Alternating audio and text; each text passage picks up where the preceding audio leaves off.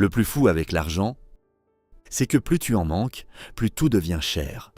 Pas seulement les objets, la nourriture, le temps, l'énergie, les erreurs. Même le simple fait d'exister finit par coûter plus cher. Et le pire, c'est que la majorité des gens ne le remarquent même pas.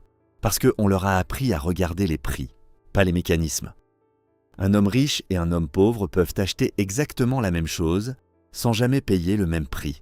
Et quand tu comprends ça, tu réalises que certains vivent dans un système pendant que d'autres vivent contre lui.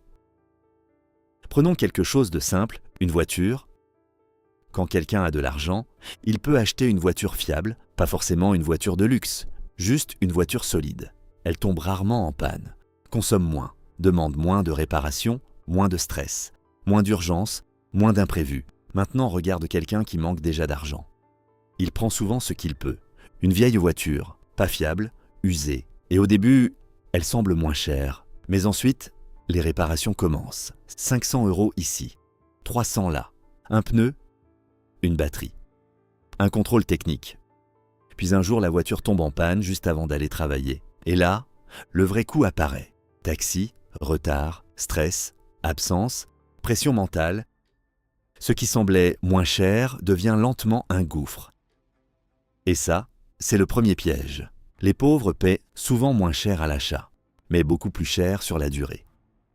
Regarde la nourriture, quand tu as du temps, de l'énergie et un peu de stabilité, tu peux cuisiner, comparer, acheter en quantité, prévoir. Mais quand tu es épuisé, quand tu rentres tard, quand ton cerveau est déjà saturé par les factures et les problèmes, tu cherches surtout à survivre vite. Alors tu prends le plus rapide, le plus pratique, le plus immédiat. Et le système le sait parfaitement. C'est pour ça que les produits les plus rentables sont souvent ultra transformés, rapides, addictifs, mauvais sur le long terme, parce qu'un humain fatigué consomme différemment. Et ça va encore plus loin. Quand tu manques d'argent, tu n'achètes pas seulement des objets, tu achètes souvent des urgences. Tu paies des frais de retard, des découverts, des crédits, des intérêts, des pénalités, des livraisons rapides, des solutions immédiates, parce qu'un imprévu de 300 € n'a pas le même impact selon ton compte bancaire. Pour certains, c'est une gêne. Pour d'autres, c'est une catastrophe. Et c'est là que le système devient brutal, parce qu'il récompense la stabilité et punit l'instabilité. Plus tu es fragile financièrement, plus chaque erreur coûte cher.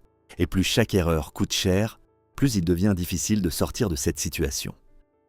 C'est une boucle silencieuse, et la majorité des gens pensent que le problème vient uniquement du salaire. Mais souvent, le problème vient surtout du coût caché de la précarité. Prenons maintenant quelque chose d'encore plus invisible, le temps.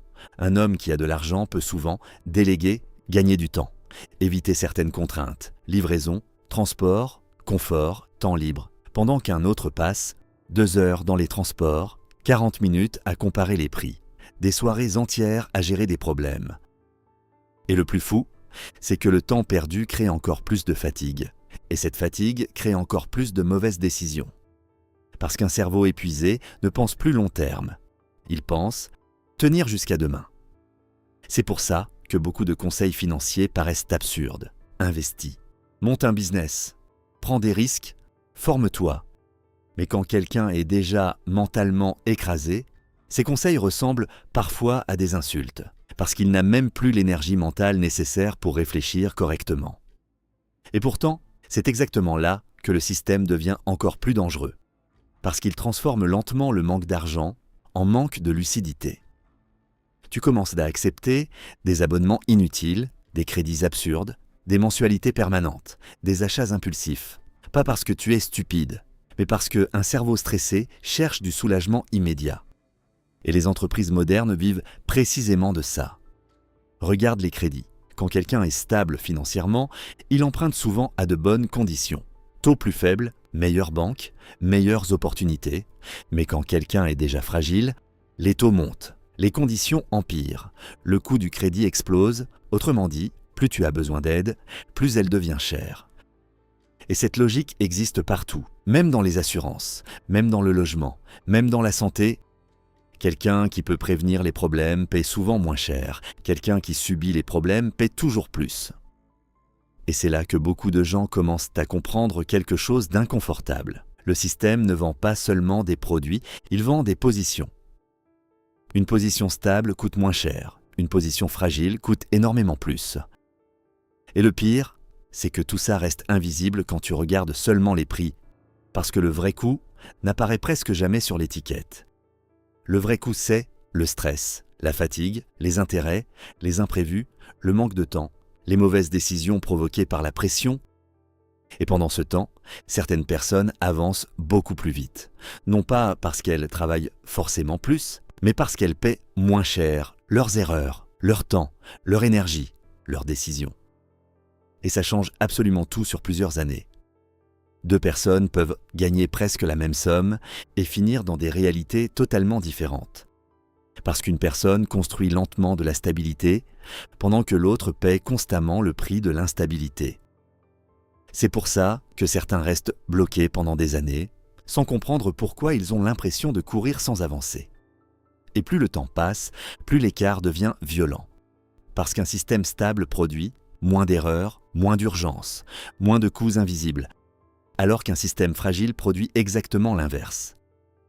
Et quand tu vois ça, tu commences à comprendre pourquoi certaines personnes semblent respirer différemment face à l'argent. Ce n'est pas seulement une question de richesse, c'est une question de pression mentale. Et si cette vidéo t'a fait voir l'argent différemment, tu peux simplement t'abonner. Parce qu'ici, on ne parle pas seulement d'argent, on parle surtout des mécanismes invisibles qui contrôlent la majorité des gens sans qu'ils s'en rendent compte. Le plus dangereux, ce n'est peut-être pas de manquer d'argent. Le plus dangereux, c'est de ne jamais comprendre pourquoi tout semble toujours coûter plus cher quand tu en manques déjà. Et parfois, la différence entre rester bloqué et commencer à avancer, ce n'est pas de travailler plus, c'est simplement de voir enfin le système dans lequel tu vis. Et si tu veux aller encore plus loin, regarde maintenant la vidéo, et si tout ce que tu crois sur l'argent était faux, parce qu'après avoir compris ça, tu ne regarderas probablement plus jamais l'argent de la même manière.